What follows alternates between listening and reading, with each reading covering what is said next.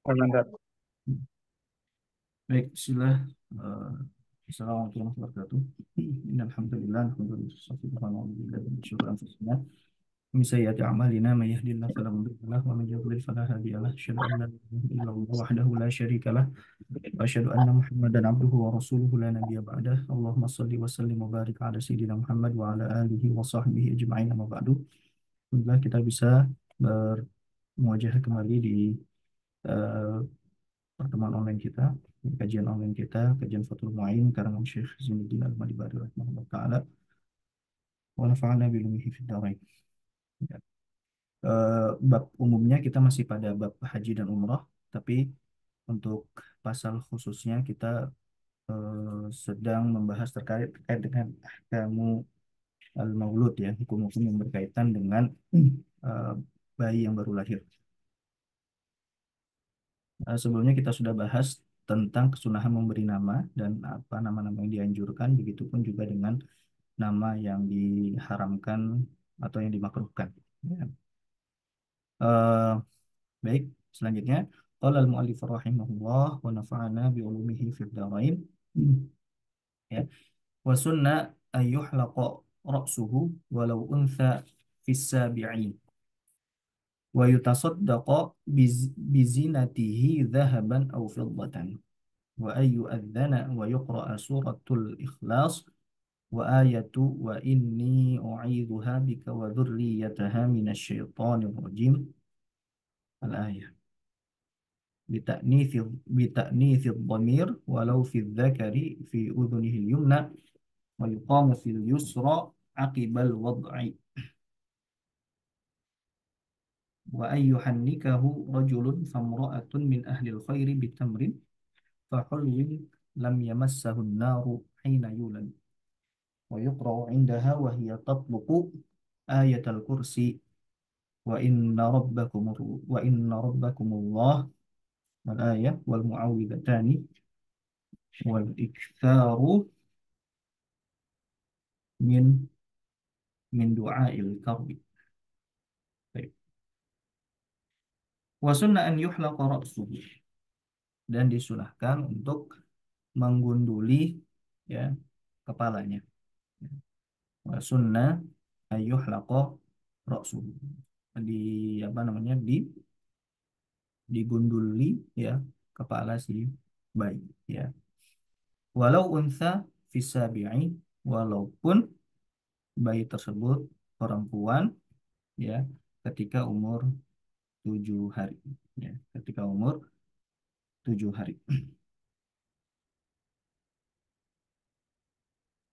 Jadi kesunahan untuk menggunduli, ya, kepala bayi itu bukan hanya untuk laki-laki saja, tapi juga perempuan juga disunahkan. Baik. Eh, ya, adapun, ya, urutannya kan kita kemarin sudah membahas terkait dengan penamaan, ya, kemudian akikah, ya. Nah, di sini disebutkan apa, menggunduli. Nah, ya. Jadi kesunahannya apa di hari ketujuh tadi? Ya, fasunatu at-tasmiyah. Pertama memberi nama, ya. Tsumma dzabhu, kemudian menyembelih, ya, akikah maksudnya. Tsumma al-halqu, barulah dia digunduli. Yaitu kalau kita mau, ya, ritual yang afdol gitu, ya, ritual yang afdol itu fasunatu at-tasmiyah tsumma dzabhu tsumma al-halqu, ya, penamaan dulu, memberikan nama, kemudian akikah atau menyembelih, ya, kemudian menggunduli, walau unsa fis sabi'. Dan kita sudah kemarin, ya, apa, menjelaskan as-sabi' itu hari ketujuh itu yang dimaksud itu bagaimana, ya, yaitu ketika dia, perhitungannya ketika dia lahir malam, berarti malam tersebut tidak dihitung, ya, barulah siang hari besoknya itu baru dihitung hari pertama, ya, atau ba'da subuhnya lah, ya, ba'da subuhnya itu baru dihitung hari pertama. Kalau dia lahir ba'da subuh, maka nah itu sudah dihitung ya itu sebagai hari pertama. Ya. Baik, kemudian wa yutasaddaqu afwan wa yutasaddaqu bi zinatihi dzahaban aw fiddatan. Dan kemudian setelah digunduli ya eh, rambutnya dikumpulkan kemudian ditimbang. Ya, wa yutasaddaqu bi zinatihi dzahaban aw fiddatan. Kemudian ditimbang. Nah, nanti beratnya berapa? Ya, itu nanti dikonversi ya em, dan disedekahkan berupa emas seberat rambutnya bayi tersebut ya baik emas ya ataupun perak ya jadi dia ada pilihan dia bisa memilih emas atau perak ya misalkan berapa ya berapa 0,0 gram misalkan ya sekian gram ya nah nanti itu dikonversi berapa nih eh, harga emas dengan timbangan rambut tersebut atau harga perak dengan timbangan rambut tersebut. Nah, itu berapa? Ya, nanti dikonversi. Ya. Eh, yang lebih afdol adalah wala raiba anna dzahaba afdalu minal fiddah ya. Dan tidak ada keraguan bahwa emas itu lebih eh, mulia ya daripada perak ya. Walaupun ya, walaupun apa? Walaupun yang di dalam hadis ya yang di dalam hadis itu disebutkan amar Rasulullah SAW Fatimah antazina sya'ral Husaini ya wa tatasaddaqa wa tatasaddaqu ya wa tatasaddaqa biwaznihi fiddatan fafa'alat dzalika fawajadathu adila adala afwan fawajadathu adala dirhaman au dirhaman illa syai'an. Nah, di sini di hadis ini yang disebutkan di kitab yang Talibin ini ya dan ini disebutkan juga di dalam apa disebutkan oleh Imam Al-Baihaqi dan juga Imam Al-Hakim dan hadis ini sahih ya di sini disebutkan fiddah ya perak nah tapi kenapa kesimpulan para ulama emas lebih afdol ya karena perak yang disebutkan di dalam hadis itu karena itulah yang paling mudah saat itu ya bagi Fatimah ya yang mutayassirah yang mudah nah maka kias aulanya ya, mafhumul aula ya mafhumul aulanya bahwa emas berarti lebih afdol. Ya, ketika kita menyumbangkan sesuatu yang di situ nilainya lebih mahal, maka itu lebih lebih mulia. Ya, selagi ibadah tersebut itu apa? Ibadah tersebut itu apa namanya? Ini ya, mu'allal. Ada bisa ditaklil, bisa diketahui sebabnya apa, gitu kan? Kecuali ibadah mahdoh. Nah, kalau ibadah mahdoh ini kan tidak bisa ditaklil gitu. Sedangkan kalau ini kan ghairu mahdhuf ya. Bisa ditaklil ini sebabnya apa? Oh, sebabnya karena perak pada waktu itu ya lebih mudah ya terkhusus kepada siapa? Fatimah gitu. Bukan berarti menutup kemungkinan yang lain gitu. Sehingga ketika misalkan bersedekah dengan emas ya apakah tidak boleh? Justru boleh. Bahkan itu lebih mulia gitu ya berdasarkan mafhumul aula gitu ya khususkan mafhumul aula ya makanya di sini disebut wal khabaru mahmulun ala annaha kanat hiyal mutayassirah baik kemudian setelah dicukur ya wa ayyu adzana ya wa ayyu adzana nah eh nah di sini diadzankan sini kayak tertibnya ini ya karena kalau di sunnah apa kesunahan diadzankan ini kan apa dia ketika pertama kali eh, keluar ya ke alam dunia gitu kan. Jadi wow di sini tidak menunjukkan tertib ya. Wow di sini tidak menunjukkan kesunahan tertib ya. Tapi hanya menunjukkan apa? Kesunahan dari amaliyah tersebut, tapi bukan menunjukkan ketertiban ya. Jadi bukan urutannya habis dicukur baru diadzankan enggak. Jadi diadzankan ini itu disunahkan bagi bayi yang baru lahir gitu. Ini kapan ya? Ketika dia pertama kali ke alam dunia, pertama kali keluar dari rahim ibunya gitu ya. Wa ayu adzana, dan disunahkan untuk diazankan ya. Ai walau min imra'atin, walaupun yang mengazankannya itu siapa? Perempuan ya. Walaupun yang mengazankannya apa? Perempuan. Ataupun au kafirin ya, ataupun bahkan di sini ataupun yang mengazankannya siapa? Orang kafir gitu ya. Jadi eh yang al-ibratu bima sami'ahul maulud ya, yang dianggap adalah, yang menjadi patokan adalah apa yang didengarkan oleh si bayi tersebut, bukan siapa yang mengucapkan lafaz tersebut gitu ya.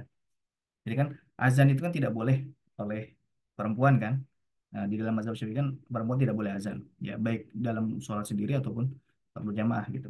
Nah, kalau kemudian kafir juga, orang kafir kan juga tidak boleh azan gitu kan. Karena azan ini kan syiar, kalau azan yang khusus sholat ya, azan itu kan syiar yang khusus sholat. Nah, kemudian itu tidak sah jika dilafalkan oleh siapa? Oleh orang kafir. Nah, tapi ketika ini ya bayi baru lahir, misalkan tidak ada yang bisa azan, tapi misalkan ada orang kafir nih dia apa? Hafal azan, ya, dia hafal azan. Nah, boleh nggak dia azan untuk memperdengarkan itu ke si anak bayi ini? Nah, itu diperbolehkan karena dalam konteks ini al ibratu bima sami'ahul maulud ya, yang dianggap adalah apa yang yang didengarkan oleh siapa? Oleh anak yang baru lahir tersebut ya. Ini bisa dibaca ya. Ibaratnya ada di Anatul Albin. Wa dzalika li khabar Ibnu Sunni man wulida ya. Man wulida lahu mauludun fa'adzana lahu fi udhunihil yumna wa aqama fil yusra lam tadurruhu ummu sibyan. Ya, barang siapa yang dia ada anaknya lahir gitu ya, kemudian diazankan di telinganya, di telinga kanannya, dan dia ikomatkan di telinga kirinya, maka tidak akan memadorotkan siapa? Jin ummu sibyan ya.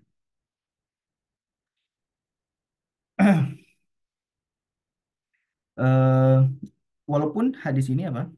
Hadis ini dhaif ya. Hadis ini dhaif ya, tapi sekali lagi ini kan perkara apa? Perkara apa? Fadhailul a'mal ya, dan juga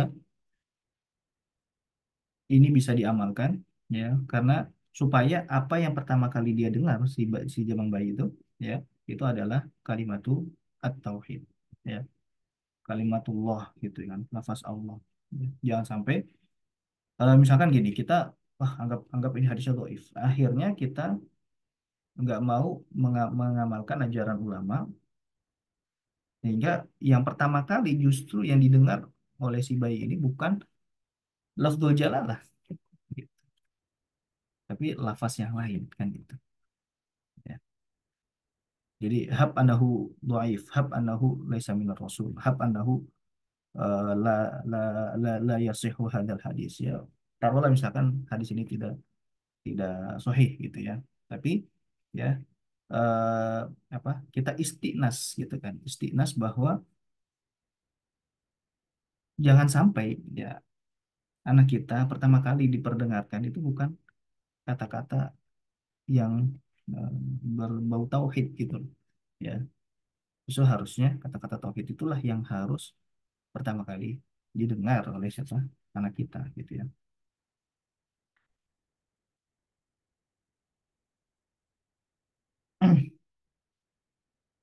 Baik.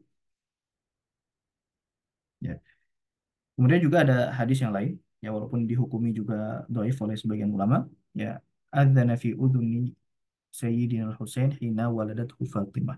Bahwa Rasulullah SAW itu mengadzankan ke telinganya Husain ketika dilahirkan oleh siapa? Fatimah. Baik. Kemudian wa yuqra'a suratul Ikhlas dan membaca surat Al-Ikhlas dan membaca surat Al-Ikhlas ya. Kemudian wa ayatu jadi habis diadzankan membaca surat Al-Ikhlas kemudian wa ayatu wa inni u'idzuha bika wa dzurriyyataha minasyaitonir rajim. Ya, ini juga istighnas membaca ayat apa? Wa inni u'idzuha dan saya meminta perlindungan kepadamu ya Allah untuk siapa anak ini ya wa dzurriyyataha dan keturunannya dari asyaitonir rajim dan dari siapa? Setan yang terkutuk ya. Membaca ayat ini ya. Sekali lagi ini istighnas ya. Ini istighnas. Adapun yang surat Al-Ikhlas ya, ini surat di sini ada apa? Ada riwayat ya, ada riwayat yang menyebutkan bahwa Rasulullah mengazankan di bayi yang baru lahir itu surat Al-Ikhlas. Ya walaupun mungkin riwayatnya bisa kemungkinan diperdebatkan ya, bisa jadi dhaif atau yang lain ya.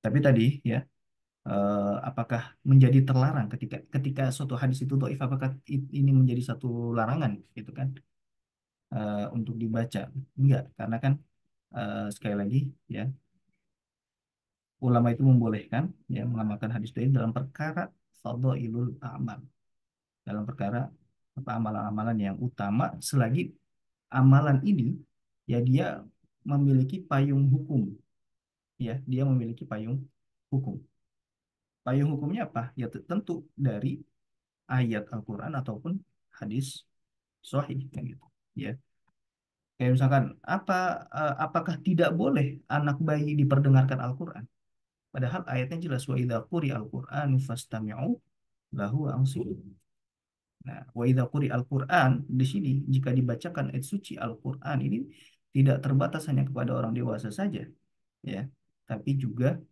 buat anak-anak kan gitu ya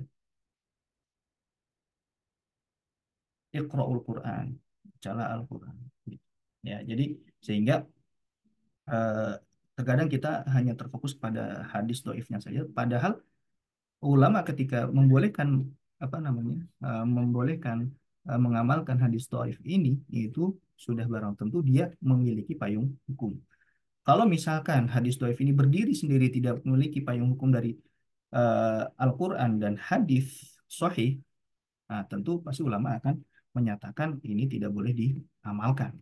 Gitu, tegas gitu pasti. Ya, tapi ketika ini dia memiliki payung hukum maka ya, itu tidak jadi masalah ya, maka diamalkan gitu. Ya.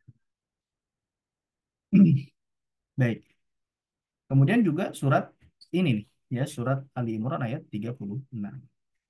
Nah, wa inni u'idzuha bika wa dzurriyyataha minasyaitonir rajim karena ini ya eh, berkaitan gitu kan ya berkaitan yaitu ketika Imran ya meminta pertolongan kepada untuk siapa untuk anaknya yang baru lahir gitu kan Maryam gitu ya. Nah jadi munasabahnya ada ya munasabahnya berdasarkan munasabah ini maka juga ya tabarrukan bihadhil ayah ya, tabarrukan bihadhil ayah boleh nggak kita mencari berkah dari ayat ini boleh ya, ya. Tentu mencari berkahnya dari Allah melalui siapa melalui ayat ayat ini gitu. Wa inni u'idzuha bika wa dzurriyyataha minasyaitonir rajim. Ya. Nah, di sini kan domirnya muannats ya. Domirnya muannats. Makanya di sini ditegaskan bita nithil domir. Ya, dengan memuannaskan domir.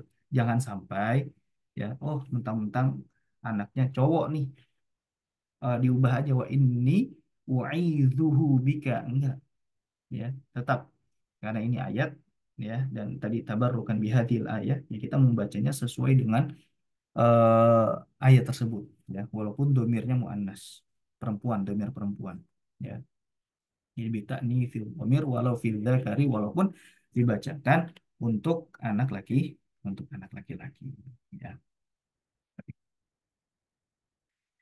Fi udhunihil yumna, ya, di telinganya yang sebelah kanan. Ya, di telinganya sebelah kanan. Wa yuqama fil yusra, dan membacakan iqamat di telinganya yang kiri, ya. Tadi hadis yang diriwayatkan oleh siapa? Imam Ibnu Sunni, ya, di dalam kitabnya Amalul Yaumi wal Lailah, ya. Nah, itu disebutkan di situ, ya. Walaupun tadi hadis yang dhaif, tapi ini karena fadhailul amal maka boleh dilakukan, ya. Aqibal wad'i. Nah, di sini penegasnya nih, ya kan? Maka waw di sini jangan dipahami sebagai apa tadi? Waw di sini jangan dipahami sebagai tertib, ya. Ini beliau apa namanya, menyebutkannya bukan sesuai tertib urutan yang pertama kali dilakukan kemudian enggak, ya. Makanya di sini disebutkan nih akibal wad'i, setelah melahirkan langsung, ya. Jika bayinya sudah keluar, maka apa, azankanlah, bacalah surat Al-Ikhlas, baca ayat wa inni u'idzuha bika wa dzurriyyataha minasyaitonir rajim di telinganya sebelah kanan, gitu. Dan membaca iqamat di telinga sebelah kiri. Akibal wad'i, setelah dia apa, lahir langsung. Gitu, ya. Baik. Kemudian selanjutnya adalah,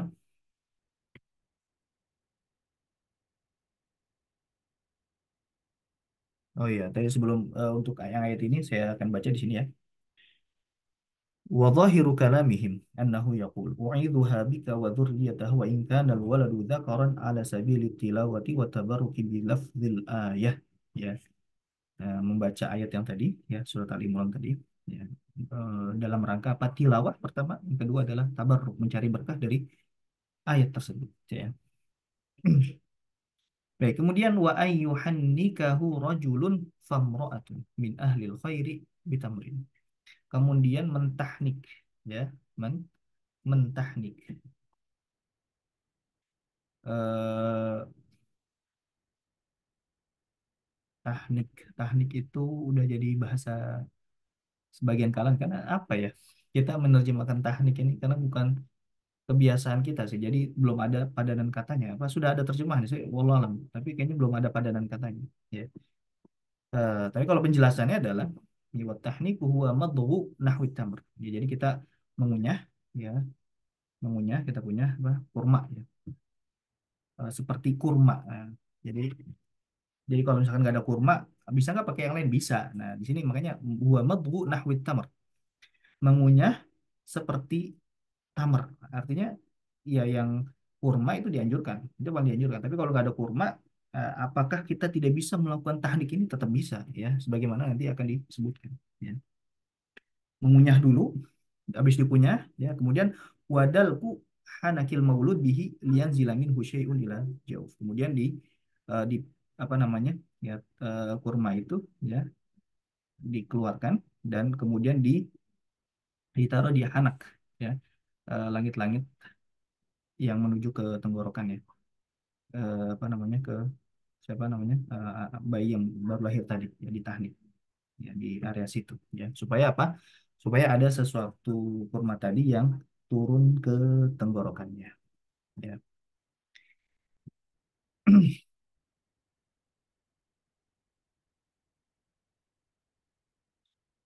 Di tahnik, ya. Wa ayyuhan nikahu rajulun, yang ditahnik oleh siapa, oleh laki-laki, ya, laki-laki dewasa.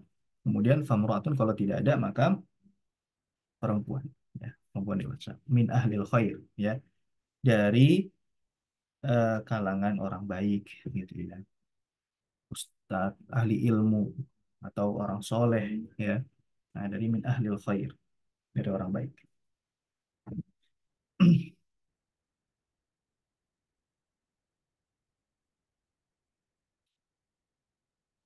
Di sini disebutkan di kitab Al-Majmu' wayan bagi an yakun al muhanniku lahu min ahlil khair fa illam yakun rajulun famra'atun sholihah. Ya, kalau misalkan nggak ada dari pihak laki-laki, ya, maka wanita yang solehah. Nah, bitamrin, ya, bukan tamrin Jakarta ya. Bitamrin, ya, dengan dengan kurma. Ya, kalau bitamrin, kalau ada tamar, kalau tamar itu kan berarti artinya kurma yang sudah tua ya, yang sudah matang. Kalau dengan yang lainnya, kurma yang lainnya apakah boleh? Ya boleh. Ya makanya kurma di sini, kurma tua di sini bukan menjadi patokan. Ya boleh misalkan rutop, ya yang masih basah, ataupun ya kurma-kurma jenis kurma yang lain ya, misalkan yang masih basah, yang belum matang gitu. Apakah tetap boleh? Ya, boleh. Ya, jadi kurma apa kurma tua di sini bukan menjadi batasan. Ya. Makanya di sini fi ma'nahu ar-rutab ya di apa dan senada dengan tamr itu adalah rutab. Ya, fahulwin kalau tidak ada maka dengan sesuatu yang manis. Ya. Jadi tamar itu bukan menjadi patokan. Nah, artinya ketika misalkan kita tidak apa kita tidak menemukan kurma itu sendiri, maka apakah bisa digantikan kesunahannya dengan makanan yang lain? Bisa dengan sesuatu yang manis ya. Tapi kembali lagi ya tentu ini kan kalau yang tamar ini adalah kesunahan ya, sunnah dan sahabat bil hadis ya dan ini ada tuntunannya dari hadis. Nah, sedangkan yang manisan ini kan ini tuntunannya dari ulama ya bukan dari hadis sehingga perlu di cross check dulu gitu. Ya, perlu di cross check dulu ke medis apakah eh, tidak berbahaya atau berbahaya ya. Kalau misalkan ditahni dengan sesuatu yang manis gitu selain daripada kurma. Kalau misalkan tidak berbahaya ya ahlan wa sahlan gitu. Ya, kalau berbahaya sih baiknya dihindari ya. Karena ini kan sabata bil qiyas ya, bukan sabata bil hadis ya. Kalau dengan sesuatu yang manis ini kan perkaranya adalah dia dengan kias gitu ya, bukan dengan hadis gitu.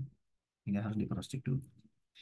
Fahulwin lam yamassahun nar dan dengan apa sesuatu yang manis yang belum terkena api ya, yang belum terkena terkena api. Jadi apa pengolahan sesuatu yang manis yang ini ya dia bukan karena api gitu ya. Kalau misalkan sesuatu yang manis yang ini itu karena api misalkan permen gitu ya. Nah, itu kan karena api itu ya. Contoh di sini sebutkan kazabib, kazabib seperti kismis ya. Kalau kismis kan bukan karena api ya, dia bisa berbentuk seperti itu. Dia karena kan apa dikeringkan ya, dikeringkan dengan ya sinar matahari atau apa gitu ya, atau karena suhu ruangan gitu ya. Yang jelas bukan dari apa?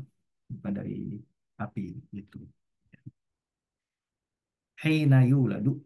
Nah, kapan di teknik ya ketika ketika dia baru lahir ya, ketika baru baru lahir. Jadi ketika setelah lahir ya tadi dia diazankan segala macam kemudian di tahnik ya.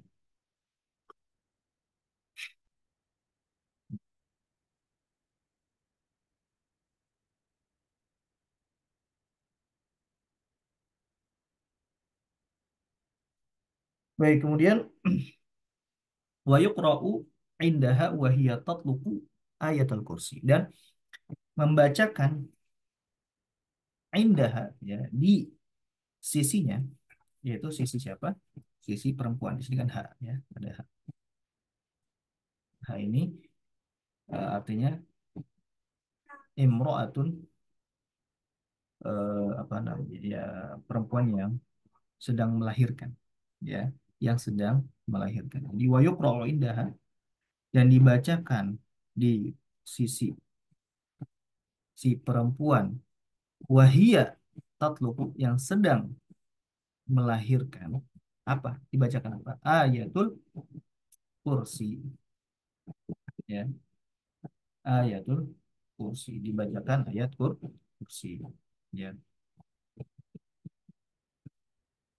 Kemudian dibacakan ayat kursi, kemudian apa? Wa inna rabbakumullahu wa inna rabbakumullahu alladhi khalaqas samawati wal arda fi sittati ayyamin thumma istawa 'alal 'arsy yughshil laila an-nahara yatlubuhu hathithan wasyamsa wal qamara wan nujuma musakhkharatin bi amrihi ala lahul khalqu wal amr tabarakallahu rabbul alamin.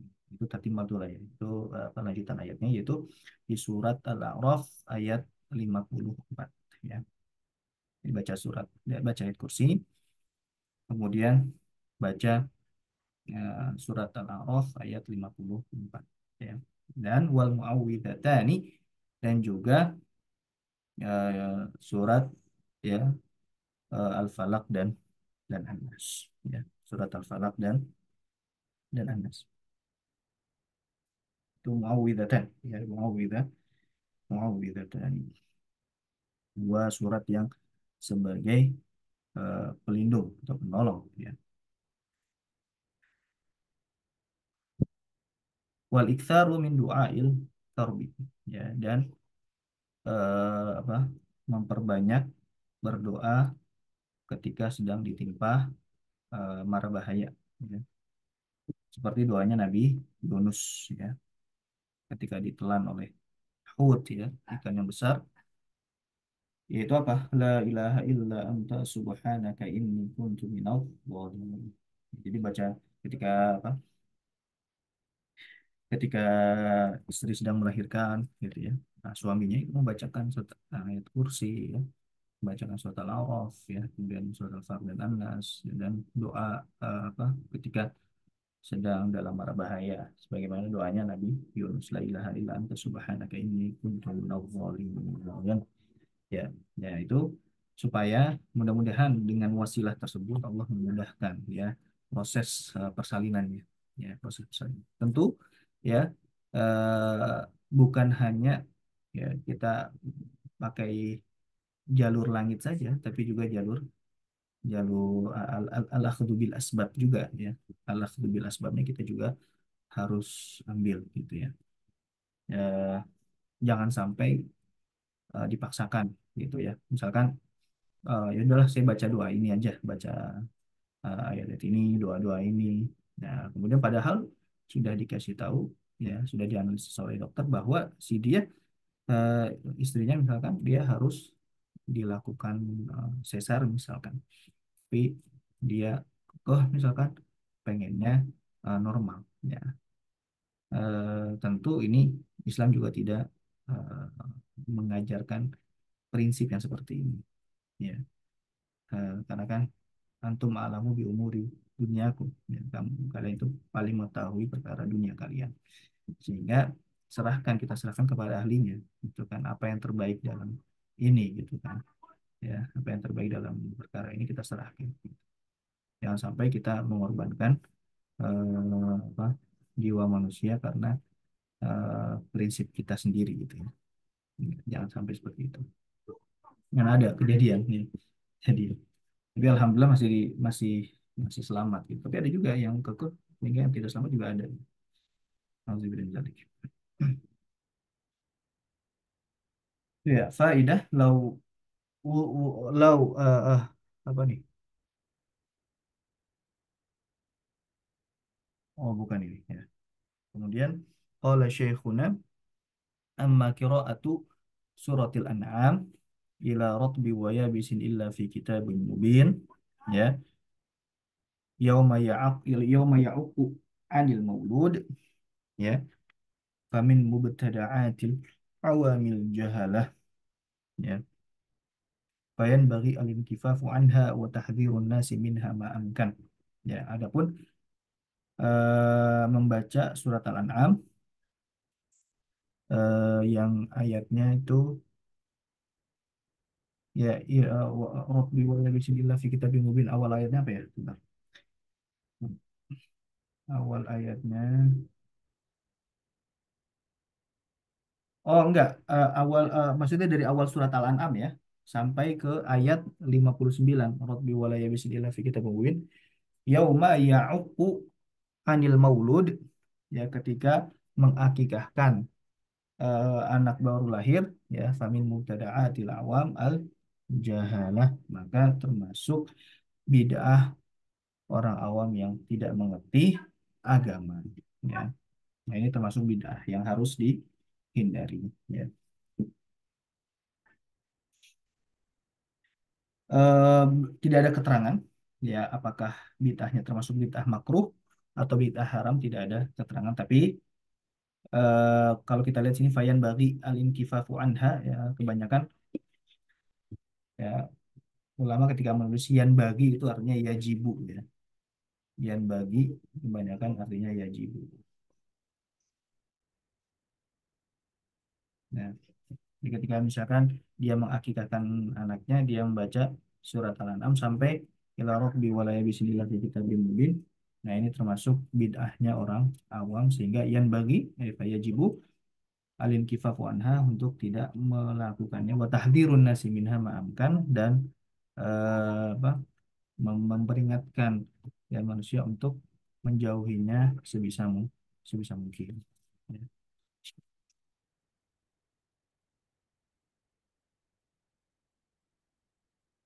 Kemudian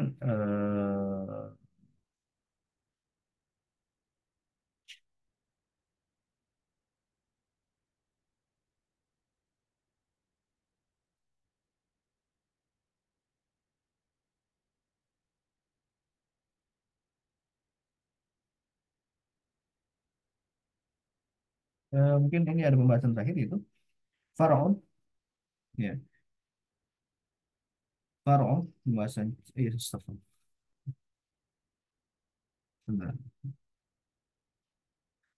Ya, Faraon yusanu likulli ahadin alidihanu ghibban, ya.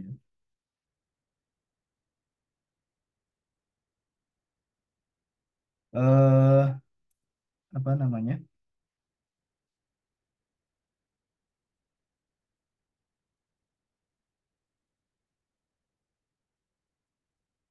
dan disunahkan untuk, ya, aliddihan, ya, disunahkan setiap orang itu untuk melakukan aliddihan. Aliddihan itu memberikan minyak rambut, atau juga ini, ya, mewarnai rambut. Sebentar, ini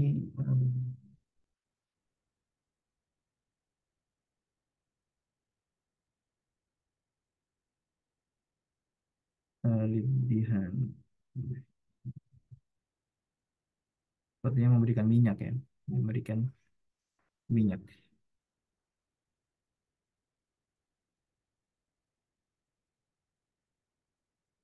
ya, memberikan minyak pada rambut, ya.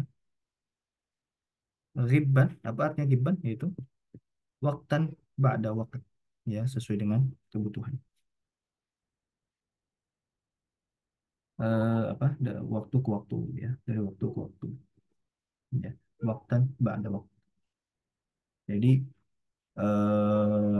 apa, ya, mungkin ada jeda waktunya, gitu, ya, waktan ba'da waqt, ada jeda waktunya bihasabil hajat, ya, sesuai dengan kebutuhan.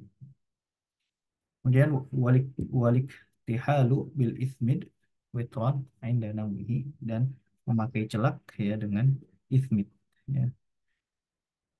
Ismid ini, ya, ya, ya, apa, ya, semacam bahan untuk celak, ya, bahan untuk celak.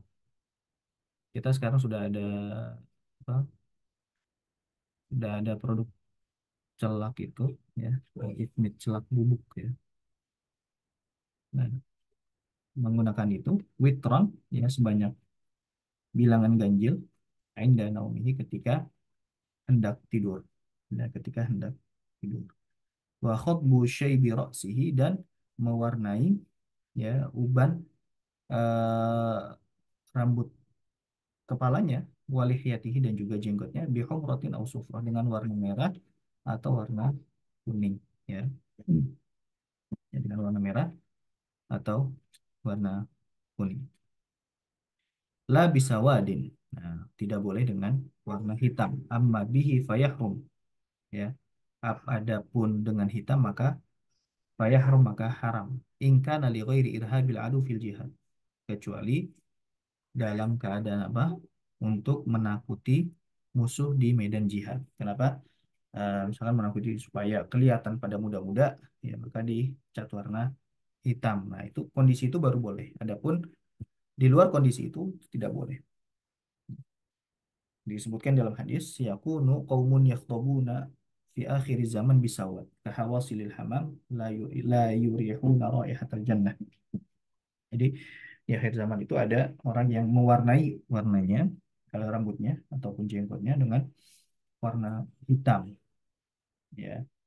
Nah, nanti mereka itu tidak akan mencium bau surga, ya. Kemudian wa yahrumu halqu lihyatin, dan haram, ya, halqu lihyatin, apa, mencukur jenggot, ya, mencukur jenggot. Nah, hukum haram ini, ya, ini al-mu'tamadu indal Ghazali, ya. Pertama, pendapat yang mu'tamad menurut Imam Al-Ghazali, kemudian wa Syekhul Islam, dan juga Syekhul Islam Zakaria Al-Ansari, ya. Kemudian Ibnu Hajar Al-Haytami di dalam kitabnya Tuhfatul Muhtaj, ya. Kemudian Imam Ar-Ramli dan Imam Al-Khatib Asy-Syirbini. Nah, afwan, saya salah baca ini, ya. Ini salah baca. Al-mu'tamadu indal Ghazali wa Syekhul Islam wa Ibnu Hajar fi Tuhfa wa Ramli wal Khatib wa ghairuhum al-karahah. Ya. Jadi menurut pendapatnya, nah ini wa yahrumu halqu lihyatin, ini pendapat yang dirojihkan oleh muallif, ya, muallif, dan ini pendapat sebagian ulama, ya. Adapun pendapat muktamad menurut Imam Ghazali, menurut Syekhul Islam Zakaria Al-Ansari, menurut Ibnu Hajar Al-Hitami, dan menurut Imam Romli dan juga Al-Khatib Asy-Syirbini, itu apa? Hukumnya makruh, ya, hukumnya makruh. Dan inilah pendapat yang utama di dalam mazhab Asy-Syafi'i. Adapun yang disampaikan oleh muallif ini, hukumnya haram, ini merupakan pendapat yang dirojihkan beliau yang mengikuti sebagian ulama yang lain. Nah, adapun muktamadnya mazhab Syafi'i itu adalah makruh, ya. Ya, baik dicabut ataupun dicukur, ya, cukur habis, ya. Eh, jadi ada perbedaan, nah, pandangan di sini, ya.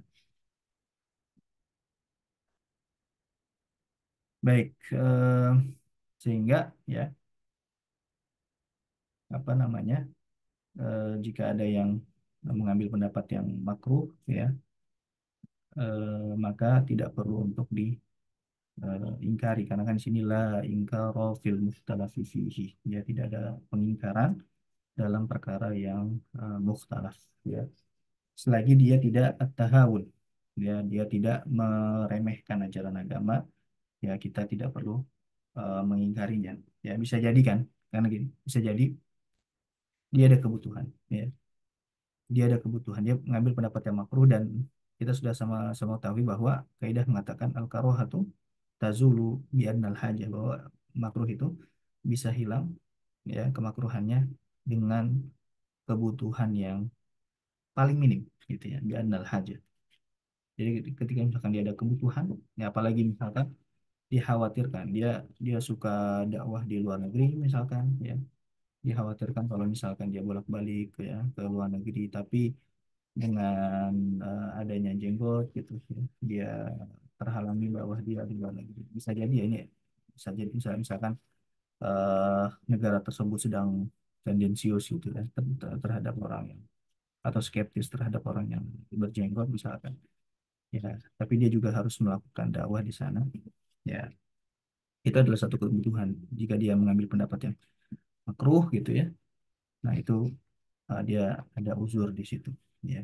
Makanya kalau bukan dalam tahawun, ya, semoga tidak apa-apa, gitu, ya, ketika ada kebutuhan. Makanya kita harus berhusnuzon terus, ya. Kita husnuzon, oh, mungkin saja, ya, mungkin saja dia ada kebutuhan. Ya, ya. Banyak masyayikh kita yang dari Mesir itu kan, eh, beliau-beliau itu mencukur jenggotnya gitu ya. Dan bisa jadi ya mereka itu ada kebutuhan. Ya. Kemudian وصح عند ابن حبان عند ابن حبان كان صلى الله عليه وسلم يأخذ من طول لحيته وعرضه ya. Dan ada hadis sahih mengatakan bahwa Rasulullah juga nggak mencukur habis sih tapi merapihkan ya. Merapihkan ketika terlalu panjang dirapihkan, eh, dan juga ketika terlalu lebar itu dirapihkan. Ya'khudz ya, bahasanya adalah ya'khudz bukan yahluk ya, atau ya bukan. Baik, dan ini yang diriwayatkan juga oleh Ibnu Umar bahwa Nabi itu me, apa, me, yakbit, apa sih namanya, memegang ya, memegang atau mengepalkan, mengikat jenggotnya dengan tangannya ya. Kemudian yang lebih itu, nah itu dicukur ya. Wa yuzilu mazad.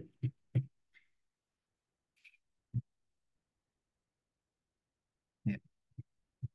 Jadi ada dua hadis itu, ada yang hadis, ada juga hadis yang kita diperintahkan untuk memanjangkan jenggot ya. Nah, jadi ada yang nggak boleh, membolehkan sama sekali untuk mencukur jenggot ya, berdasarkan mutlakkan hadis yang ada di Sahih, apa nih,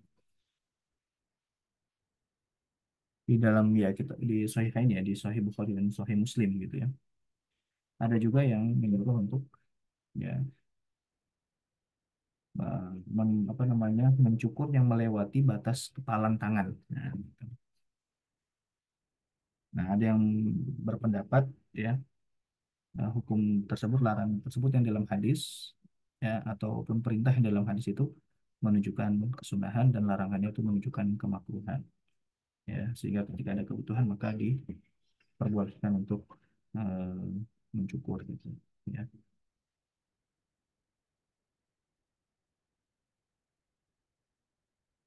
Baik. Kemudian wa khadbu yaday rajuli wa rijlaihi bihina, dan juga haram, mewarnai ya tangan, kedua tangan laki-laki dan juga kakinya dengan henna ya. Henna udah jadi bahasa kita apa, pacar ya. Ya pewarna tangan lah, pewarna tangan dan juga eh, kaki. Itu nggak boleh karena ini akan eh, tasyabuh ya, tasyabuh bin nisa ya. Kan larangannya adalah la'anallahul mutasyabbihin bin nisa minar rijal. Allah melaknat orang yang menyerupai wanita dari kalangan laki-laki. Kan memakai henna untuk di tangan dan kaki itu kan perbuatan perempuan, maka tidak boleh kita bertasyabuh ya. Khilafan li jam'in fihima ya. Berbeda dengan sebagian ulama yang lain mengatakan tidak boleh mewarnai tangan dan juga kaki ini tidak sampai haram tapi makruh saja. Begitupun dengan mencukur jenggot ya. Tadi kita sudah bahas kalau mencukur jenggot memang yang lebih muktamad adalah yang menyatakan itu sebagai satu kemakruhan. Baik. Kemudian wabah al-adra'i karah hata halqi ma fawqal hulqumi minasy'ari wa qala ghairuhu innahu mubah. Dan Imam Al-Adhra'i meneliti bahwa makruh ya mencukur ma fawqal hulqumi minasy'ari, apa yang melewati batas tenggorokan dari rambut ya. Ya jadi apa namanya, rambut itu tidak boleh terlalu pendek gitu ya. Rambut itu tidak boleh terlalu pendek. Jadi yang paling tidak seleher kan gitu. Ya. Tapi waqala ghairuhu, berkata poin yang lainnya, itu innahu mubah, itu perkara yang mubah ya, bukan perkara yang makruh ya. Sehingga apalagi ini kan ya ada perkembangan zaman gitu ya. Ada perkembangan zaman sehingga eh apalagi kalau di sekolah ini justru kalau ya memang itu sunnah itu ya itu menurut beberapa riwayat ya rambutnya Nabi itu panjang gitu ya. Tapi kan ada namanya sunnah khuluqiyah ya sunnah khuluqiyah sunnah kholqiyah bukan sunnah kholqiyah sunnah yang berkaitan dengan eh, apa namanya sunnah jibiliyah ya berkaitan dengan perawakannya Nabi ya sunnah yang berkaitan dengan perawakannya Nabi ini kan berkaitan dengan perawakannya Nabi ya dan apakah nah ulama khilaf apakah kita juga diminta untuk berperawakan ya sebagaimana Nabi gitu kan. Nah, ini khilaf apakah itu jatuhnya mubah saja atau itu sunnah ya. Kalau wajib enggak karena itu tidak ada perintahnya ya. Kalau wajib tidak karena tidak ada perintahnya, tidak ada sunnah qauliyahnya. Jadi ulama beda antara apakah itu mubah atau itu sunnah. Nah, makanya di sini ada yang menyatakan sunnah, maka yang menyelisihi itu maka dihukumi makruh, ya. Ada yang menyatakan itu mubah, ya. Wallahu alam yang mubah ini, ya inilah yang ya, apa namanya sesuai dengan konteks pada zaman ini gitu ya. Karena kan apa ya, eh, khususnya misalkan kita di sekolah gitu, ya. Ketika di sekolah, ya. Nah ini kan eh, dikhawatirkan apalagi kalau misalkan dibiarkan panjang ya dikhawatirkan misalkan seperti ini gitu ya nah itu bisa jadi lebih menguatkan untuk dicukur ya melebihi apa melebihi atau dicukur pendek tadi ya. dicukur pendek ya. Nah makanya ada dua pendapat ini sehingga ini bisa menjadi ya kepuasan bagi umat Islam. Nah, makanya tadi ya berangkat dari mana? Berangkat dari apakah sunnah khalqiyah ya sunnah yang berkaitan dengan peranginya Nabi itu tadi itu kita diminta untuk mengikuti itu sehingga hukumnya sunnah dan jika tidak melakukan itu makruh atau itu hanya sekedar mubah ya ya nah itu berangkat dari situ ya. Yang berpandangan sunnah ya maka itu nggak apa-apa dan itu memang ada acuan dan ulamanya gitu tapi yang apa berpandangan mubah nah itu juga jangan diingkari kan itu juga ada landasannya gitu kan ya sudah ada landasannya kemudian wa yusannul khutbu lil muftarashah wa yukrahu lil khaliyah dan disunahkan untuk ya mewarnai juga bagi bagi siapa bagi wanita yang ada suaminya ya jadi kesunahan untuk me, apa namanya mewarnai ya mewarnai tangannya ya mewarnai rambutnya mewarnai kakinya ya ini untuk mempercantik dirinya sendiri ya mempersolek lah gitu ya. Ini untuk lil muftarasyah iftirash dan kata Umar sebenarnya kalau kita dari segi bahasanya ya muftarasyah itu artinya yang di iftirash kan artinya ini ya rebahan ya yang ditiduri gitu ya yang ditiduri firash ya, dari kata firash tempat tidur gitu. Maksudnya adalah istri ataupun hamba sahaya dari majikannya. Ya. Nah itu sunnah untuk mempersolek dirinya, ya, mewarnai rambutnya, ya, kemudian mewarnai tangannya, mewarnai kakinya, ya, pakai make up, ya. Nah, jangan sampai pakai make up dibuat ketika ada acara di luar, tapi untuk suaminya tidak pakai make up. Kebalik ya, inqalabat dunia, kebalik tuh. Ya. Nah, inilah yang terjadi terkadang, ya, yang terjadi di masyarakat kita ketika ada ingin menghadiri apa hajatan ingin menghadiri acara gitu ya resmi ataupun yang tidak resmi pengen keluar rumah aja ya dia persolek tapi ketika sama suaminya, nah itu tidak bersolek. Nah ini yang perlu dipahamkan, ya, perlu dipahamkan. Baik, wayuk makanya sih wayuk rohulil kholiyah. Nah, justru bersolek itu makruh untuk yang nggak ada suaminya, ya. Yang nggak ada suaminya atau yang bukan sebagai hamba sahaya, ya, ya, makruh dia.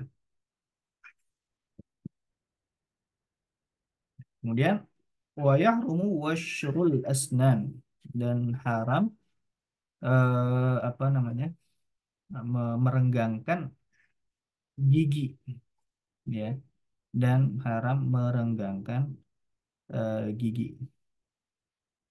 Wa waslu sya'ri bi sya'rin, dan juga menyambungkan rambut dengan menyambungkan rambut palsu dengan rambut asli gitu, ya. Wa waslu sya'ri bi sya'rin najisin, ya, menyambungkan rambut asli dengan rambut palsu yang najis, atau sya'ri adamiyin, ataupun rambut manusia yang lain. Warabtuhu bihi, dan juga diikatkan. Kalau kita istilahnya apa? Konde, ya. Itulah gitu ya. Itu haram, ya.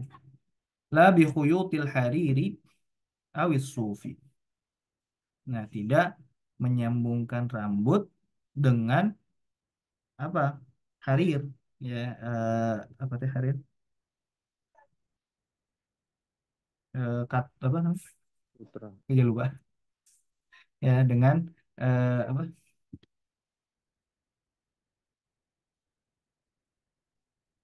Apa harir? Allah wasallam.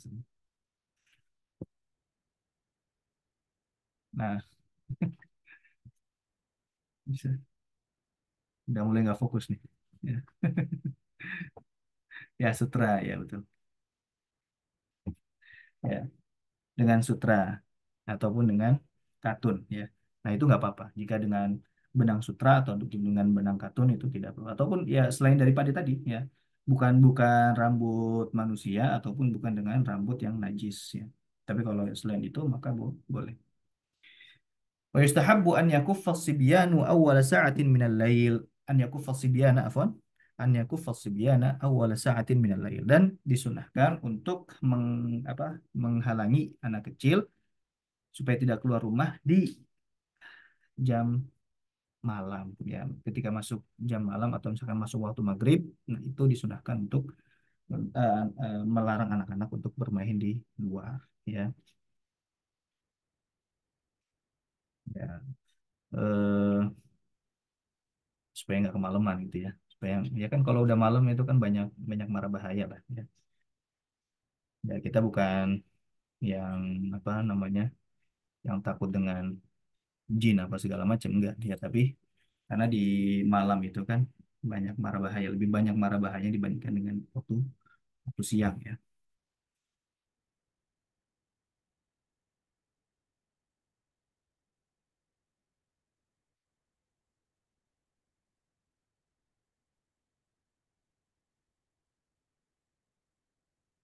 Kemudian wa yughtiya al-awani walau binahwi udin yu'radu 'alaiha, dan juga menutup bejana-bejana walaupun dengan tongkat, ya, yang ditaruh di atasnya, ya. Yu'radu, yu'radu itu melintang, ya, melintang, diletakkan melintang di atasnya. Kemudian wa an yughliqal abwaba musammiyanillaha fihima, dan juga menutup pintu-pintu, ya, menutup pintu-pintu dan membaca asma Allah, ya, fihima. Nah, fihima, himanya ke mana nih? Fihima musammiyanillaha fihima. Oh, dalam dua ini, ya, dalam dua perkara ini. Ketika menutup menutup bejana ini yang pertama, dan juga ketika menutup pintu-pintu, ya. Itu membaca nama Allah, Bismillahirrahmanirrahim, ya, membaca basmalah, ya. Kemudian wa yutfi al masabiha indan naumi, dan apa mematikan lampu ketika ingin tidur ya. Baik, sampai situ dulu ya. Segala cukup. Nah, ini berdasarkan hadis sahih tentu ya. Wa ghliqul abwaaba wadhkur ismallaha fa in wadhkur ismallahi fa inna syaitana la yaftahu baban mughlaqan ya. Dan tutuplah pintu-pintu dan sebutlah nama Allah karena semuanya syaitan tidak akan membuka pintu yang tertutup ya. Di sini bisa jadi setan bermakna setan, bisa juga ya atau ya mikroba-mikroba gitu ya, jahat ya, penyakit-penyakit ya. Semoga dengan wasilah ini ya Allah menghindarkan kita dari setan maupun tadi ya penyakit-penyakit yang tidak kelihatan tadi ya. Baik, itu saja mungkin yang bisa disampaikan. Ya, kita minta maaf ada Allah majmain. Kita akhiri dengan baca hamdalah dan doa kafir majlis. Alhamdulillah amin. Subhanallah wa bihamdika. Asyhadu an la ilaha illa anta astaghfiruka wa atubu ilaik. Assalamualaikum warahmatullahi wabarakatuh.